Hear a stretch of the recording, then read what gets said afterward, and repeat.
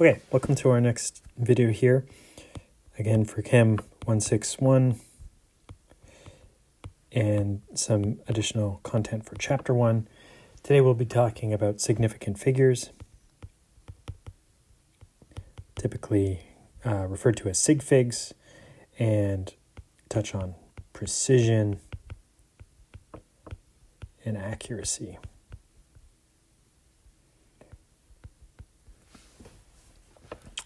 Okay.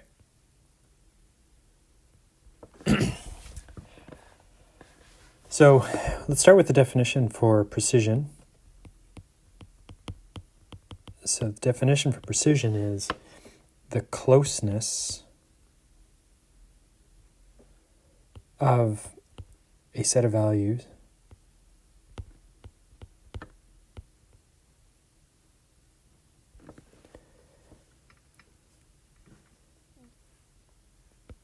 obtained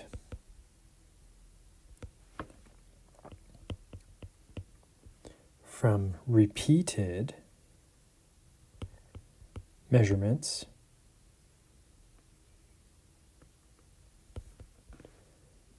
of the same quantity.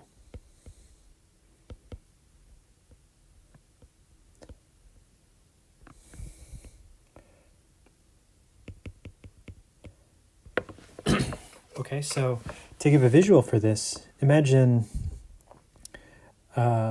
throwing darts at a dartboard. We'll have our bullseye here, and other kind of scoring zones around that.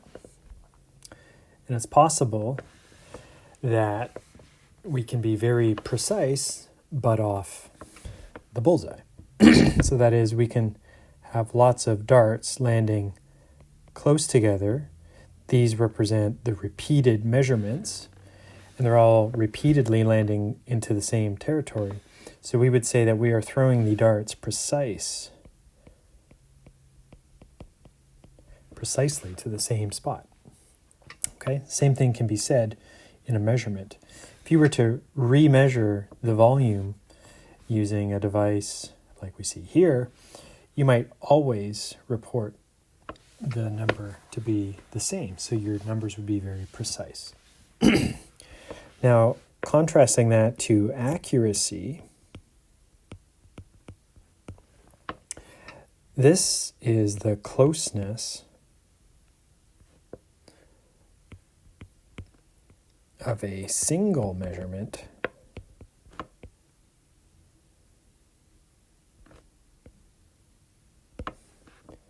to its true value.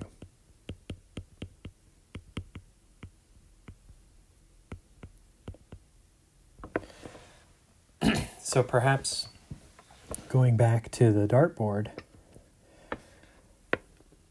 the true target is the bullseye, and the measurement for how accurate we are is reflected on how close our dart is to that bullseye. Okay, so being very close to the bullseye, we would be accurate. Here, the amount of water in one of these vessels, the closer we are to the true value, the more accurate we would be. So it might be that our measurement tool can't give us enough information in the number of digits in the number to reflect the true amount. So we can only get so close given the information from the measurement tool, in this case some glassware. Okay. The last thought here is that, going back to our dartboard, is that it is possible to be not precise and not accurate, to contrast that. So we'll just show that here. If our darts are landing all over the place, we are not accurate because none are landing on the bullseye, and we are not precise because they are all over the place. We can also be precise and not accurate, which is the case that we saw over here. Okay. So with that, we can see how, depending on the measurement and the measurement tool, that we get different amounts of confidence in a measured value. And this is where significant figures comes in. Okay? So they're a result of confidence in the measurement value. And significant figures are used, therefore, to express how much precision we have in a measurement. Okay? So this is why it's important. Let's turn to our little figure here where we can see if we're measuring the same amount of volume of water, that one tool only allows us to reflect 2 digits of information estimating the volume in that beaker. So in this case, you can see the blue liquid is definitely between 20 and 30, but we're not sure if it's 27, 28, 29 milliliters. So we start to have ambiguity in the digits represented at the 8 position. So we're not allowed to add additional information past that because we've already got ambiguity reflected in that last digit. A more precise instrument like the graduated cylinder here teaches us that we're allowed to have more information. We know we are definitely past the 28 mark on the graduated cylinder, and then we've got a little additional volume. So the more precise graduated cylinder for measuring volume gives us that additional figure in the measurement here, and therefore an additional sig fig. Okay, so counting sig figs is very important, and that's the next kind of topic we need to address. So sig figs. Okay. The trick here is being able to figure out when and when not to count zeros, as we'll see. So let's start with some rules that will help us count digits and recognize if they're significant or not. Okay, so we'll make a list of rules here at left, and these will be when digits are significant.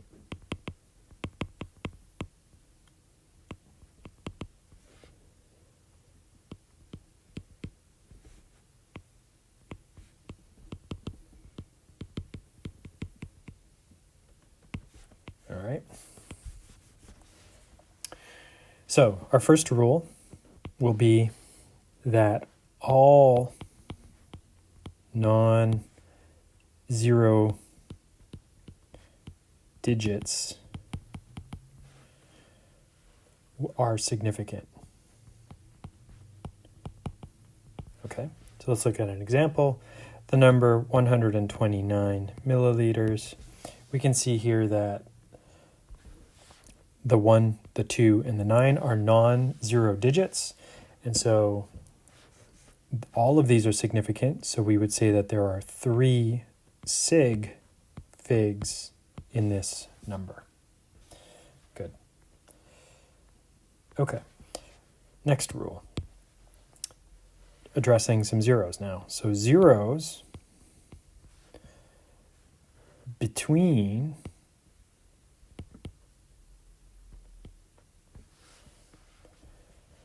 non-zero digits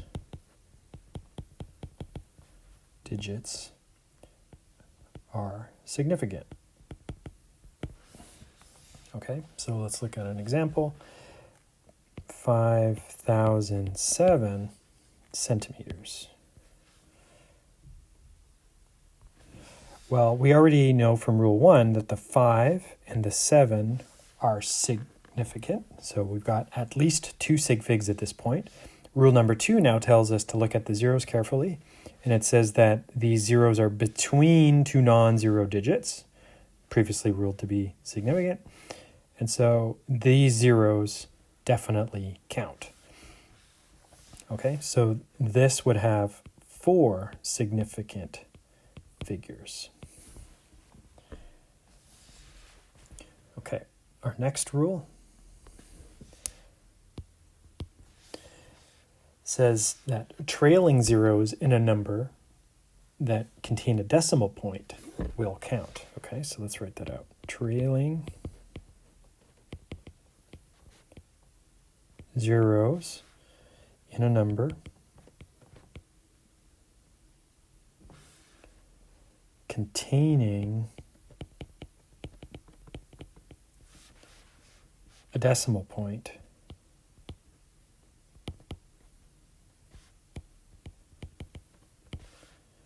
are significant. Okay, so let's look at an example there. 1,000.0 grams. In this case, the 1 is significant from rule number 1. We have the 0 after the decimal point. So here, trailing zeros in a number containing a decimal point. So this is telling us that this position here is significant. That final 0 is significant.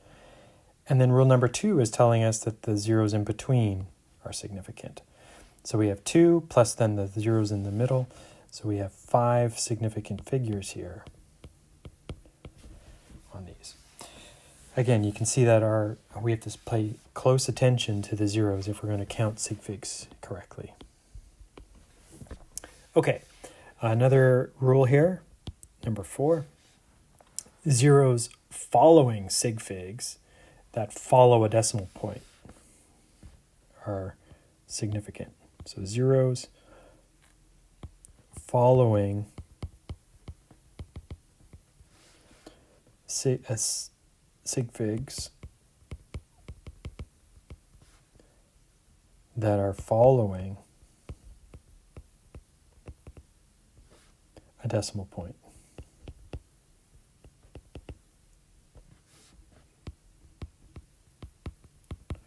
are significant. Okay, example there. Let's look at 0.0000470 kilograms. Okay, we'll see in a moment that leading zeros do not count. So we'll have another category of rules over here that are not significant.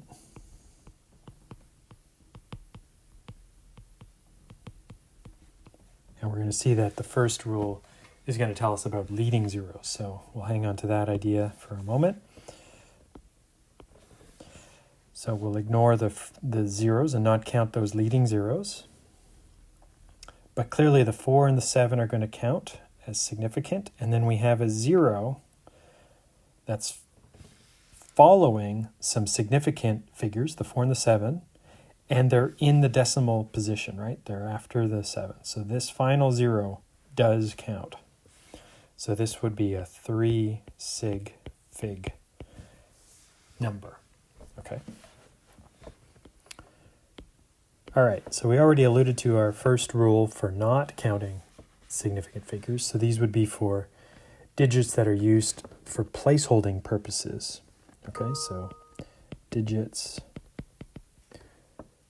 used to placehold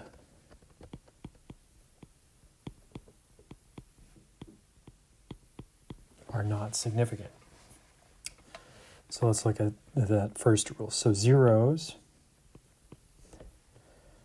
in the beginning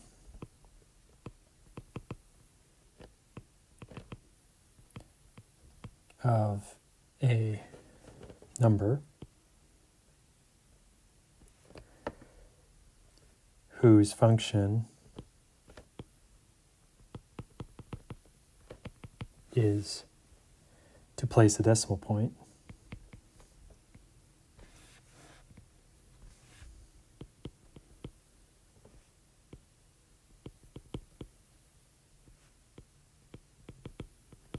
are not significant. Okay, so let's look at an example. 0.0025 millimeters. So here you can see that the 0 is needed. we have the decimal point between that 0 and the next. So these are helping to position the decimal point already. And we have yet another 0 helping to position the decimal point 2 to the left of our first significant figure, which is the 2, and then of course the 5 both from rule number 1. So we can see here that this is a 2 sig fig number. And all of the zeros ahead of those sig figs 2 and 5 are insignificant. Okay, our next rule, number 2. Trailing zeros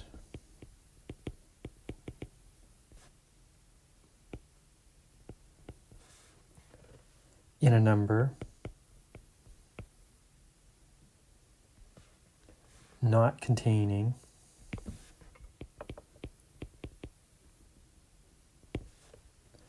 a decimal point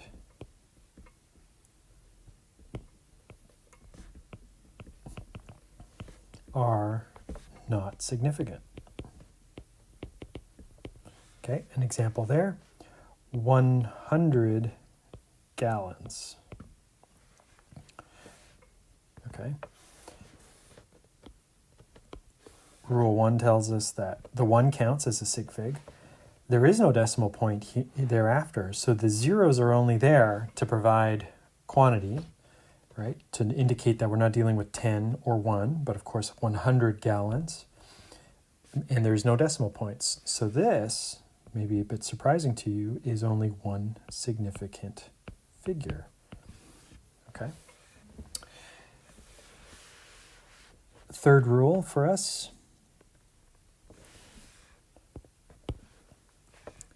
is speaking to scientific notation. So we're going to say that the 10 and the exponent part in scientific notation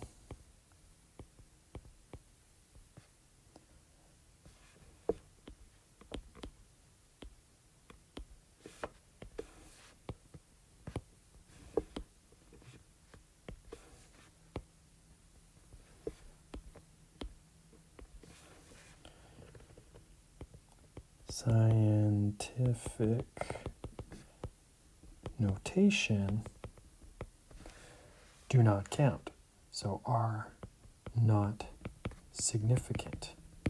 Okay, so in a number like 9.8 times 10 to the power of 6 liters, so this is like 9.8 million liters, 9.8 is the only part where we assess sig figs. We are to ignore everything else. So highlighting that, say in red, the times 10 to and the exponent, do not look at that, and we only use the 9.8 to help us with the sig figs.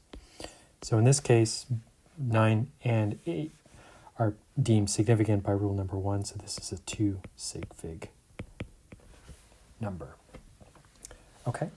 So all these rules hopefully help you understand when and when not to count sig figs, and to help us understand the idea of precision reflected in how we report the number through our measurement. Okay, so pay close attention on learning how to count zeros, when we use them and not, to determine the number of sig figs, and reach out to me if you're still confused on anything. And learn by doing. Find some examples in the textbook and in your homework